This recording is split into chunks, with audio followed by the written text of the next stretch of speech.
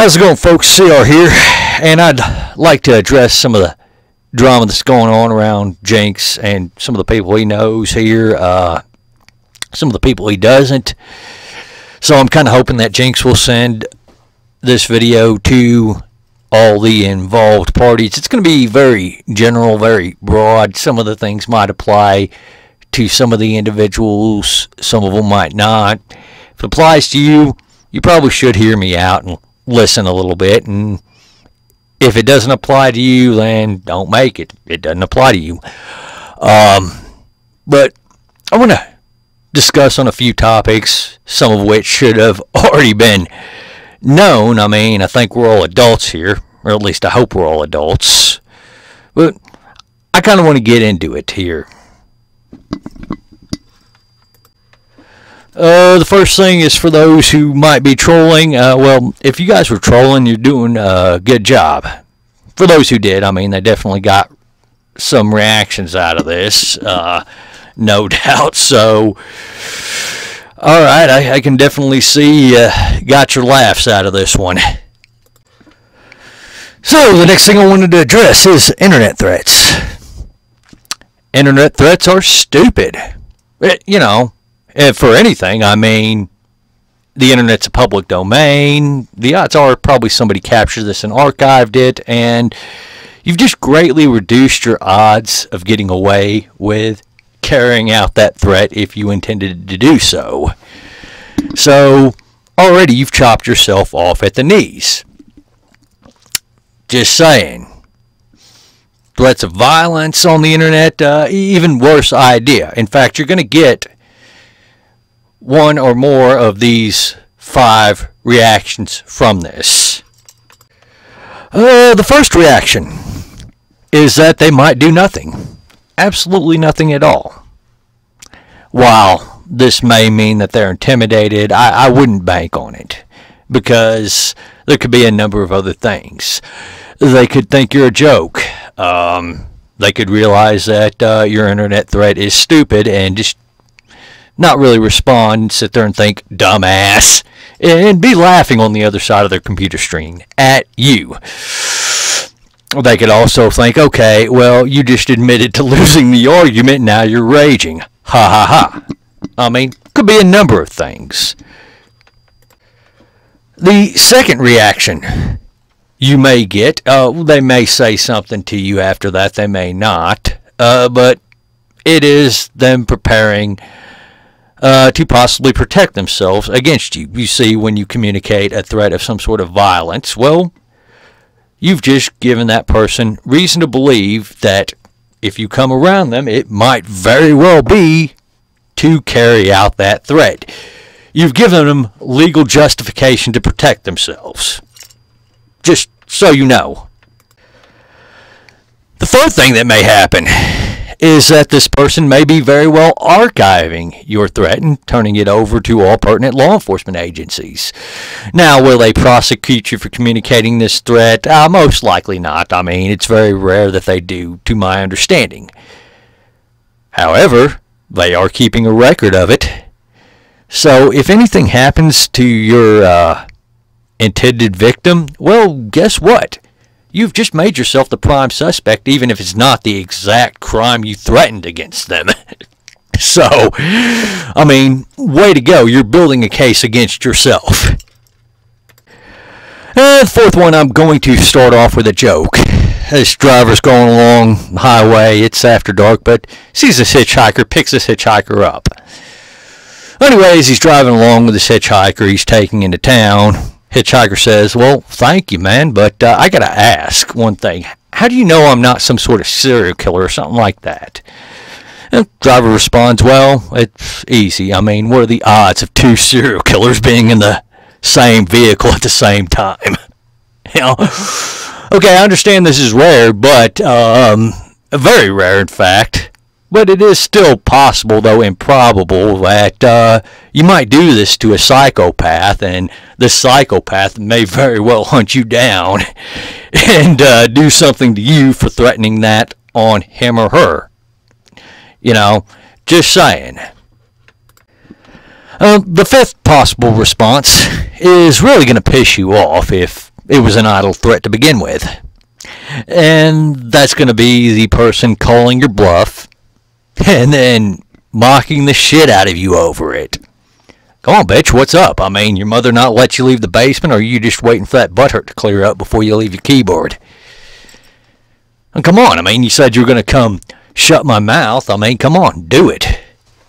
You see where I'm going with this. I mean, this person is absolutely going to kick you in the internet dick so hard that your internet dick goes in backwards and makes an internet pussy.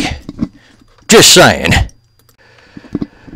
So the next thing I want to speak about is illicit activities. I've heard that some people in this little ordeal are threatening illicit activities or may very well be involved in illicit activities.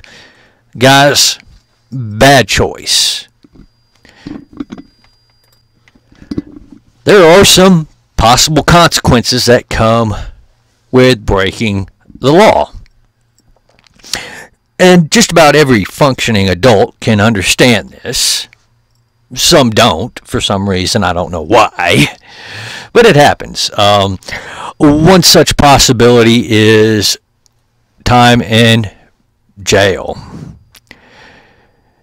For those of you who think, oh, well, I'll never get caught, or I'll just beat the system. Well, that may be the case, but guess what? There are a lot of people in jail right now who thought they would never get caught, they would never have to suffer the consequences, or they would beat the system, but yet they are still in jail. Period. Another such consequence of engaging in illegal behavior, especially directed at somebody else, is the possibility of injury or even death. Just no other way to put this, but you have people who were in the hospital, are in the hospital, or even in jail right now who thought they were going to whip somebody's ass or something like that, and well, it didn't turn out the way they thought it would. You have people who were 6 feet under now because they thought they were going to rob somebody, burglarize somebody's home, rape somebody, or murder somebody, and the would-be victim, well, has something else to say about the situation, so to speak. And the last possible consequence that I'm going to talk about here is the fact that you are limiting your opportunity in life, if you get caught for some sort of illicit activity, be it a fine, jail time, getting severely injured to where you can no longer do a specific set of jobs, or even charged with a crime, no matter what the case may be. You really do limit your options in life after that. There have been people who've lost their jobs over getting charged with a crime. Some jobs are physically demanding and they require 100% of your faculties, and if you get a permanent injury while trying to commit a crime, well, you've just prevented yourself from being able to do that specific job. Criminal records prevent people all the time from getting certain jobs. There are certain jobs you have to have a pretty clean criminal record before you can get that job, before you can even be qualified to be considered for that job. So, again, bad choice to try to engage in illicit activities, especially directed against somebody who just pissed you off on the internet. The next topic I'd like to cover in this here monologue, or really the next group of people I'd like to address, would be the alt-left types, the Antifa types, the anti-fascist types, whatever you guys want to call yourselves. I'm specifically addressing you, the people who think you're going out there fighting the alt-right, fighting neo-Nazis and stuff like that. Guys, you really just need to give it up. And there are several reasons for it.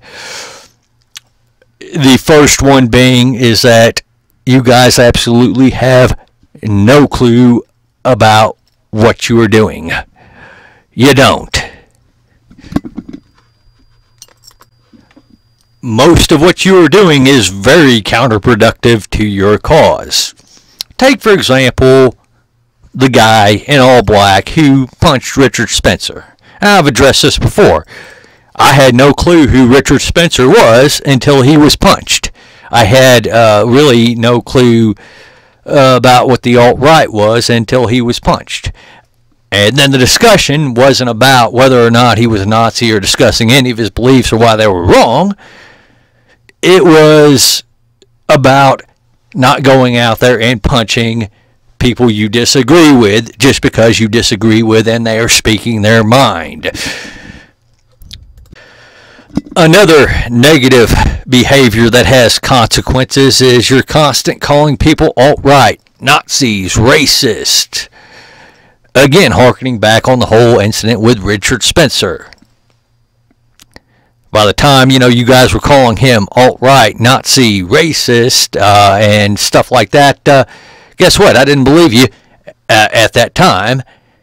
Specifically because, well, I've heard this before. You guys have called so many people alt-right, Nazis, racists. It just ended up being another incident of a boy crying wolf. Also, you guys need to understand that your ability to gather and analyze intelligence sucks. It truly does. It seems like you guys do not know the difference between somebody who is alt-right and somebody who is just right of Karl Marx. There is plenty of video footage of you attacking people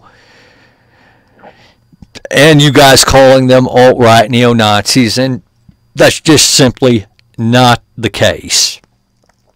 Hell, one of your comrades sucker punched me and ran like a little bitch. Now, to be fair, I don't know whether he thought I was an undercover cop or an alt-righter. And the reason why I say this is because some of the people in his little crowd before he attacked were saying he's a cop.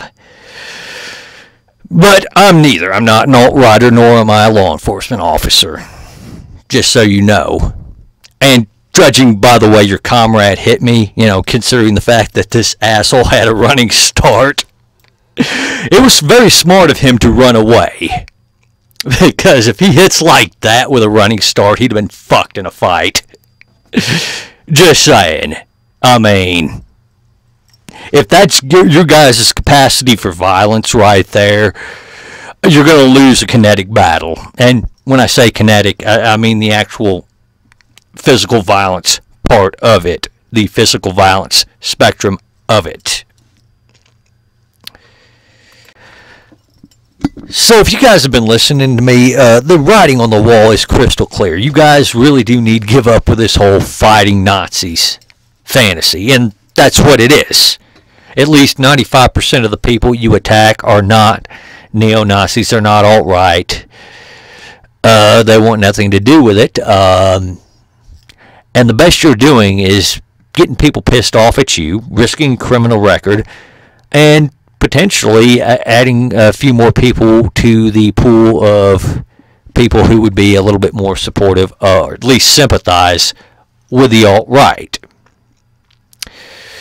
So, with that being said, if you do have any sort of actionable intelligence that members of the alt-right may actually be plotting some sort of crime or some sort of terrorist attack, then you should turn that over to law enforcement. That's what they are there for.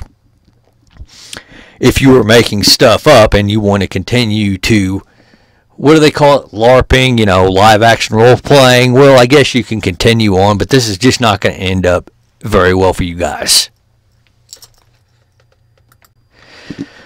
And now I want to address the alt-right, the white nationalists, the neo-Nazis, or, whatever you guys want to call yourselves. I know one of you guys mentioned that you were a member of Adam Wolf, and another guy brought up Helter Skelter, which is a Charlie Manson prophecy.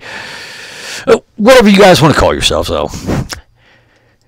You guys are also not going to get what you want out of this. In fact, if I'm reading this correctly, you guys are going to wind up in one or two places, dead or in jail. This is what happens to people who want to engage in violence, illicit violence, to further their ideology. Plain and simple. So while, yeah, I mean, if it was just you guys versus Antifa, I mean, yeah, you guys might win the kinetic fight, but at the end of the day, you're going to lose the war. You guys are not going to get that ethno-state you want, and you guys are going to be complicit in the downfall of Western civilization as well. You want an example on how you guys are contributing? Well, let's start at home. Mass immigration. I know this is something you guys care about, and I understand there are arguments against mass immigration. One such argument is that when a country takes on too many immigrants, well, they just can't vet all of them to see which ones will assimilate and fit in with the culture that they're coming into, and which ones would be better off in the country they left. Another such argument would be the fact that a nation only has so much resources to handle the immigrants coming in. Another such argument is that instead of the immigrants coming from one nation to another, perhaps they should work to fix their own nation. Now, when social liberals, classical liberals, libertarians, conservatives try to make this argument, oftentimes those in favor of mass immigration will paint all these people as being alt-right, despite they are not.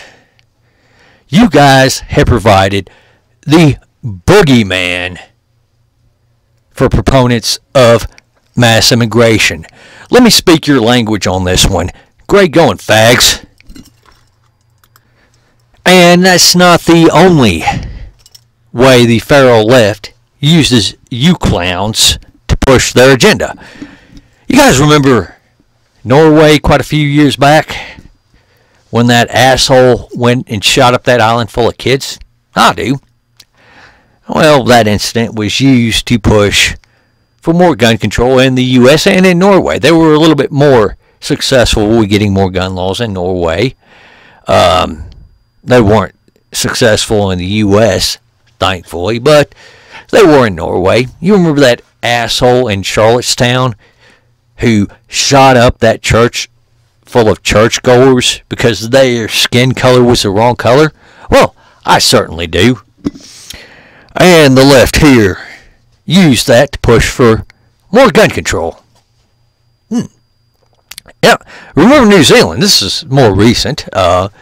Not only did they use that to push for more gun control, both in New Zealand and the U.S., which they got more in New Zealand, but they also use that to try to go after our freedom of speech.